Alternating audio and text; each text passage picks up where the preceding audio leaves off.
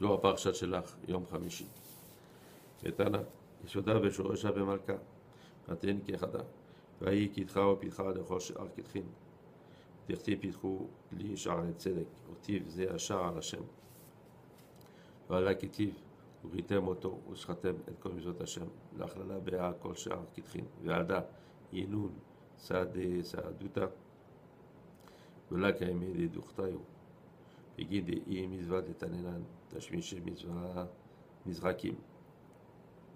Nous avons appris que le Yesod, donc la Séphira Yesod, il dit, donc son Shoresh, enfin son Shoresh dans Malchut, hein, qui est la 7e Séphira, elle le reçoit de cette Séphira qui est Yesod, qui est la Séphira qui est au-dessus d'elle, qui est la 6e Séphirot.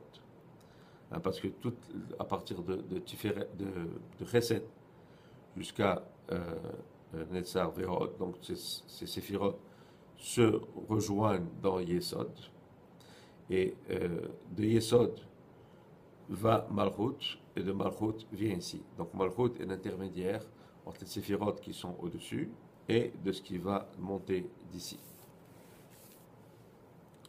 Il dit maintenant, on sait que le shoresh de tout ça, c'est dans Bina. Hein?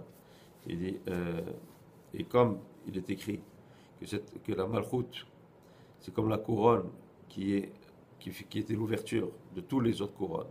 Donc on peut comprendre que la Malchut, c'est l'ouverture pour tous les autres séphirotes. En d'autres mots, c'est elle qui reçoit, et c'est l'ouverture pour en bas, comme c'est l'ouverture pour ceux qui viennent en haut. Et c'est écrit aussi, Zé Hachar Hashem, c'est la porte de Hashem. Et on sait que quand on parle de Kevavke, c'est un remède à la Séphiratif Eret. Hein, la Séphiratif Eret, c'est le nom Yud Kevavke, parce qu'elle contient ces 6 séphirotes plutôt, hein, qui sont le Parsou Zerenpin. Et donc, quand on parle ici du Taït, quand c'est écrit pour Item Oto, ou Sratem et comme Hashem, quand vous regarderez les tzitzit et vous rappellerez de toutes les mitzvot d'Hachem, on parle de quoi? Quand c'est mitzvot d'Hachem, c'est Malchut. Il dit pour inclure à l'intérieur d'elle tous les autres, hein, donc pour inclure tous les autres séphirotes qui sont au-dessus. Et donc, c'est pour ça que eux sont comme les témoins. C'est comme les 7 témoins qui viennent, et qui sortent de ces 7 séphirotes dont on parle, hein, et qui témoignent de l'homme et de ses actions.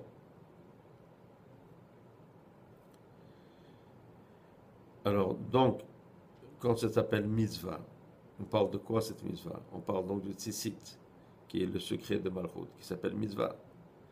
Et aussi nous avons appris que tout ce qui est une mitzvah ou qui sert à une mitzvah, on n'a pas le droit de le jeter. Veitema alula ve'arava kule tashmishi kedusha inun aman nizrakim et la tashmishi kedusha begin deoshmi vechidiva deshma kadisha. Il dit mais alors si tu dis ça, on sait que le lulav, qui est un remez, qui est une allusion au nom de Yud Kevavke, comme il y a 4 éléments dans le lulav, hein, et chacun a un remez à une des lettres de Yud Kevavke.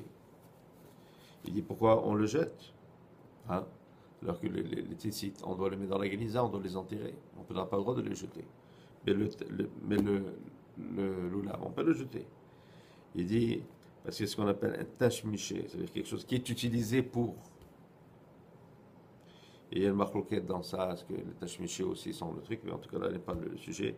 Il dit donc ici, étant donné que c'est quelque chose qui sert pour quelque chose qui est une mitzvah, alors dans ce cas-là, oui, le lulav, on a le droit de le jeter. Amar Yisrak, Yinun Chotim Lazara, Ertalia Mikan Arba, Sitri Alma, Atar, Yishalta Alkola, Veraza de Lev, Dihi, Liba de Chol Alma, Liba de Ilae, Vitalia, Belev Ila'a, Vikola, Hu, Belev de Nafak, Bechokma Ila'a, Rabbi Yisrak, Shura, de Hai. Advan Gilifan de Rabbi Lazar. Rabbi Yitzhak a dit donc ces fils qui pendent des 4 côtés du tzitzit, et donc correspondent à ces 4 vents qui viennent des 4 directions. Hein? Et comme on a dit que les tzitzit pendent des 4 côtés du talit, donc c'est une allusion au talit lui-même qui représente Malchut, Et donc de Malchut viennent dans les quatre directions, et c'est les quatre directions où pendent les tzitzit. Il dit alors donc le talit est finalement comme le Malchut est le cœur de tout, et le centre. Alors donc le talit est le centre, et les tzitzit sont ce qui sortent des quatre côtés. Il dit, et l'origine de ça, c'est de Chorma. Parce qu'on dit, c'est écrit Lav Netivot Chorma.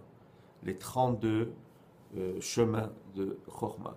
Maintenant, 32 en hébreu, c'est Lamed Bet, donc c'est aussi lève, donc c'est le cœur. Amar Yehuda, Amar Kocha Belichou, Mandeba Lemer Betar, Betachale, Achibetar, les Badar, les Badar et nous, les Keminala. Ma'in, Ma'in, les Kevade, At, Amer. הנה השם הצדיקים, אבל אתם לא תטורו אחרי לבכם ועיניכם. מה טעמה? אתם זולים אחריהם מחיה. מה טעמה אחרי יציאת מצרים? דכתיב אשר הוצאתי אתכם מארץ מצרים, אלא בגין דחד נפקו במצרים, והרוקה אלוהו בה כתיל קודשה ברכו כתולה למצרים. ועדה בעדכי יבדך, בעדכי יזדהר להו בדה. מה בעדכי? Donc Rabbi Yehuda dit, Hachem a dit, celui qui veut aller dans les chemins comment dirais, de ma crainte, c'est-à-dire de me craindre comme il doit me craindre, il doit aller après ce cœur-là. C'est quoi ce cœur? C'est Malchut. Il dit aussi, après, aussi les yeux. Il doit aller après le cœur et aussi après les yeux qui sont sur elle. On parle de quels yeux? On dit les séphirotes de Zerampin ont des yeux, c'est-à-dire ils regardent Malchut comme une allusion qui la protège, qui la regarde. Hein? Il dit comme c'est écrit, Ene Hashem el tzadikim. Il dit, mais vous, avec vos yeux qui sont des yeux physiques, comme c'est écrit, n'allez pas après votre cœur et après après vos yeux. Pourquoi? Il dit parce que parce que vous serez entraînés à pécher à cause d'eux. Et pourquoi aussi, c'est après, juste après c'est écrit, aussi Etrem et Ephraim, je vous ai fait sortir d'Égypte.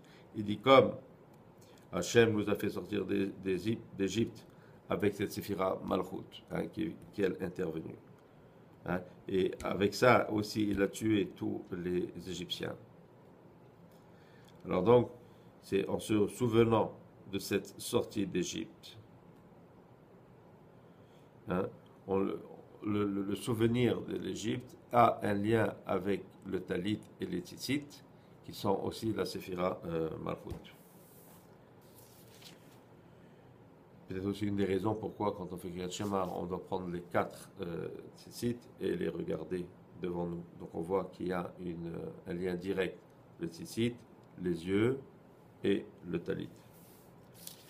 Tane Rabbi Yisrael Ketiv Kemen Desera Ben Yisrael Ayron Niflaot Kiyom Bevaele Dea Betar Simna Nafiku Letrakivu Ela Beyon Yomin Irayin Tabalecha Bahu Knesset Israël Kazami Kocha Beichu Fakat Leu Israël Galuta. Il dit, comme c'est écrit, qui met, on dirait que c'est écrit jour au pluriel, les jours que vous êtes sortis d'Égypte. Pourtant, ils sont sortis en un seul jour. Hein, ils n'ont pas été retenus en un jour, ils sont sortis. Dans ce jour-là, il dit, mais on parle de quel jour? On ne parle pas des jours de la sortie d'Égypte, on parle de ce qu'on appelle Yamim et Laïm, les Yamim Ailyonim, c'est-à-dire les jours supérieurs du monde en haut. C'est quoi ces jours? C'est les 6 jours qui représentent les 6 séphirotes, à partir de Chesed jusqu'à Od. Hein? Par eux sont bénis Béné Israël par l'intermédiaire de Malchut, et c'est par eux que dans le futur Hachem les fera sortir de la Galout à la Géoula. Comme c'est écrit à Martin, dans ce jour-là, on louera Hachem. So, Hashem ki gaul gasa modad zo beklal aretz ma modad zot bekind ashgechad shmodad zot ke beitufa de mitzvah. Peruzima shte modad zot bekama nemusim dile. Diavet kosha berichu atin vinisin bealma. Keden yiti bayom ahu yi Hashem echad ushmo echad. Il dit donc, étant donné que la Malchut